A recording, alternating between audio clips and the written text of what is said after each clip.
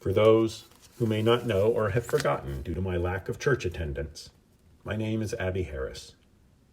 I am the only kid of Pastor George and, as she is now called, First Lady Lourdes. Now, as I go through this, you notice I have many of my dad's mannerisms when I speak and write. Open with a joke, and if at any moment my hands flail around as I continue speaking, tell me to stop. However, I will not start this off with a song. So let's begin. In my earlier, healthier days, I used to play ice hockey. I started at 4, and my career ended abruptly when I turned 19. I fought and trained hard for a spot on a Division III team in New York, and I got one. Not lying, I was damn good. I'm forever grateful for what hockey brought to me, and I will always miss lacing up my skates, and it still hurts that I wasn't able to play my final game. I believed that hockey was going to be the biggest challenge in my life, but rather than being checked into the boards, I was body checked with the most heartbreaking challenge that has affected my life in the worst possible way. I have terminal brain cancer, and in a little bit, I'll talk more about it. But for now, I'd like to share my life, my sickness, my pain, and sometimes even my joy. But especially the pain that has surprisingly created some of the most beautiful moments in my life in the time I have left on this earth. You've been told the majority of the health issues I've been facing, so I'll give you the quick rundown. A little more than a year ago, I had my first seizure. Then I was told to go in for an MRI, and eventually, after all the tests, I met my neuro-oncologist. Of course, I vividly remember that appointment. That was the shittiest day of my life. I was in the high chair with my parents as they were sitting in 2 chairs to the right of me. The lights were dimmed to get a clearer image of my MRI, and there it was. The image was my brain with a hand-like tumor wrapped around the left side. Everything stopped. My dad fell onto the ground to hold my hand. My mom had to leave the room because she got sick to her stomach. And I was just there. Nothing. Nothing but the feeling of being numb. No tears, no words, nothing. I was numb, and I stayed numb for the hours that passed, the weeks, the months, and even now, when I have time to myself, I've realized I am still very numb. I'll cover it with a smile and a laugh, but under it all is pain and heartbreak.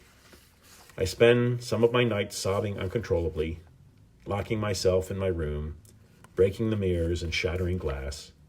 I scream bloody murder while I beg God to tell me what I did wrong. To add to the mix, I have severe anxiety, depression, bipolar disorder, and borderline personality disorder. The first time I overdosed was 2 years ago, and the second time I overdosed was a few months ago. I've been put into the psych ward at least 4 times in 2 intensive outpatient programs, and I've been with my therapist for about 3 years. Being physically sick makes my mental health issues even more challenging. My biggest problem is that while my physical health is telling me to fight for my life, my mental health is doing the complete opposite. It's a constant battle that I deal with every day. After I got released from the hospital the first time, I was put into an intensive outpatient program when I was 18.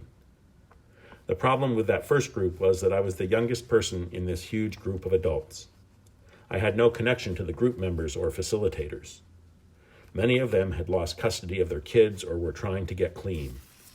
I wasn't able to relate to their issues, and at the same time, I wasn't being willingly open and honest. The most recent group I was in was called Young Adults Medical Track. It was a small group of at least 10 of us, each with a physical health issue, like autoimmune disease, epilepsy, cancer, and the list goes on. But the main focus was our mental health, and not how to get rid of our illnesses, but rather how to cope with them. I was only in the group for 2 months, maybe less, but I've never felt more understood than being in that group. And now I'm starting to learn what the meaning of live a beautiful life truly is. Quickly after I was diagnosed, I made a video sharing for Instagram with my followers about what had happened. And immediate support and love came rushing my way. Love from my closest friends, people from high school, middle school, elementary school, hockey friends, and people I've never met before. In the video, I said one line that seemed to stick with people: live a beautiful life. It probably stuck with everyone because it's like, oh, hell yeah, this lady with brain cancer is basically saying life is good. Life is easy to get through. Let's all be like her. It's been almost a year since I was diagnosed, and every day I've been learning that phrase means something far different from what I initially thought. Living beautifully is the fight you give against the challenges. Living beautifully is not running away from them.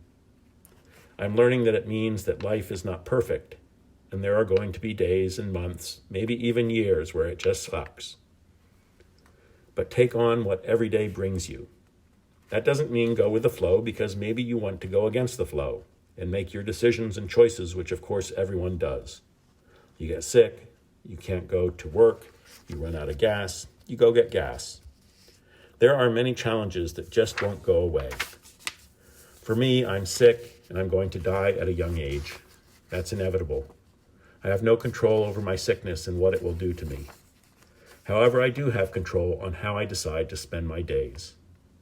Living beautifully is the fight you give against the challenges and not running away from them. It's hard. Believe me, I know, but I encourage you to try. Living a beautiful life is not running around a green field with a clear river to swim in and butterflies flying around you. No, that is far from what I mean when I say it. Living a beautiful life means, to me, to be present and take on any emotion, any pain, and of course any joy you face day by day. No, I say all this like I'm a professional at living a beautiful life. Absolutely not. I struggle to face my reality every day, but I've learned to get up, push through, and create moments that bring light, because living beautifully is to fight against the challenges. A year ago, my dad wrote me a letter and shared this passage with me. The Lord is my shepherd, I shall not want.